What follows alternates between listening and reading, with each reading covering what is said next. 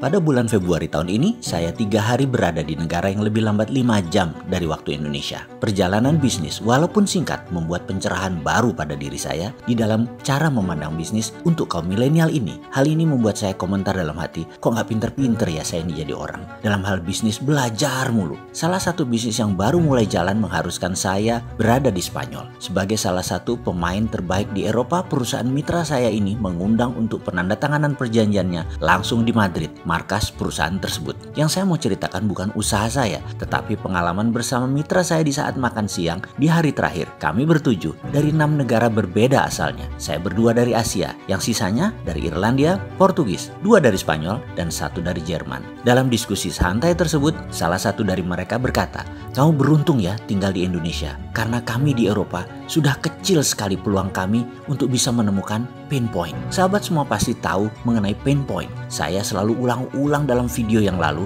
kemampuan melihat pain atau titik derita ini pada sebuah masalah dan menemukan solusinya, itu adalah peluang bisnis yang luar biasa besarnya. Kita review sebentar tentang pain point. Misalnya, macetnya Jakarta dan masalah distribusi barang sehingga melahirkan industri yang namanya GoFood, GoShop dari Gojek, GrabFood, dan lain sebagainya adalah kemampuan mereka melihat pain point. Itu pelajaran singkat mengenai pain point ini. Catatan penting, semakin besar masalah yang diselesaikan atau terobosan untuk mempermudah hidup, akan semakin besar profit atau keuntungan menyertainya juga. Juga semua ini besar nilainya untuk bisnis Anda. Seperti Apple Incorporated lakukan dengan iPhone yang menggabungkan telepon dengan semua aplikasi adalah solusi memindahkan semua tools ke tangan. Membuat Apple Incorporated sekarang nilainya $1.000 billion market capitalization-nya. Ini sama dengan 50 kali APBN Indonesia yang 2.000 triliun rupiah. Juga kalau dibandingkan BUMN Indonesia, Apple itu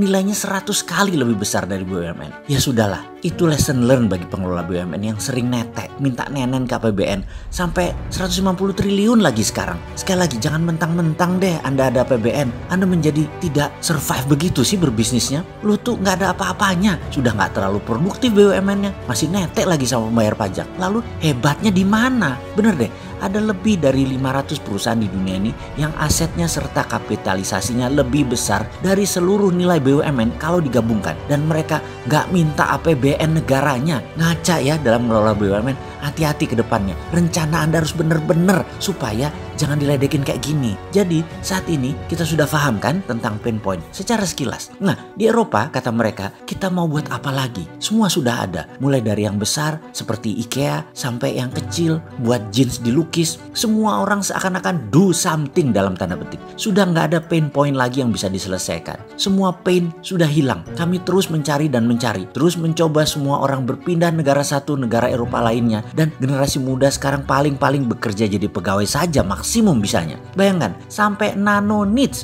sudah ada pemainnya. Apa itu nano niche? Misalnya mereka menganalisa di dunia ini ternyata setiap 10.000 orang ada 1 orang yang kalau berdiri di depan umum atau berbicara di banyak orang, lebih dari 2 orang saja tangannya berkeringat. Kejadian ini tentunya membuat tidak nyaman dirinya dan orang di depannya. Lalu pain point itu menjadi peluang bisnis. Diciptakanlah comfort ball yang dibuat dari bahan kain penyerap keringat yang sangat lembut dan wangi, sehingga mereka yang memiliki masalah tangan berkeringat tadi bisa menjadi nyaman dengan memegang comfort ball tadi. Itulah nano niche. Bayangkan, 1 orang dari 10.000 saja yang memerlukannya, tetapi pain point tetap peluang besar dan ini disolve, ini diselesaikan solusinya. Lalu setiap orang mulai mencari-cari nano niche lainnya dan dibuatkan problem solvernya, sehingga kami dipaksa terus-menerus menciptakan sesuatu yang makin kecil pasarnya, atau kami hanya bisa jadi pegawai biasa saja. Semua pasar itu ada pemainnya, semua sisi ada yang memenuhi kebutuhannya. Sungguh menjadi pegawai semua menjadi rutinitas dan jadi pegawai tidak menyenangkan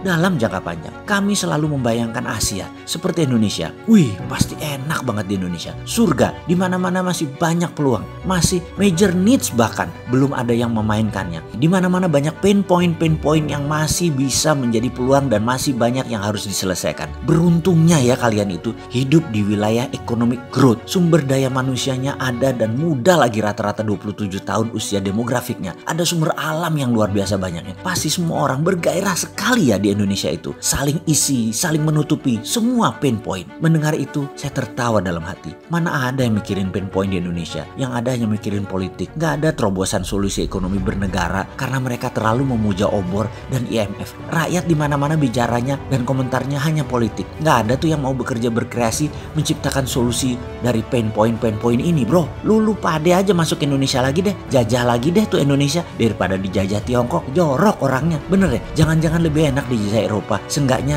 pada minta kawin sama bule Eropa, cowok ceweknya. Kawin campuran itu biar turunannya pada keren-keren, jadi pada Indo. Asli saya cynical banget komentar dalam hati tersebut. Karena kok di Indonesia nggak ngelihat apa yang mereka lihat ya.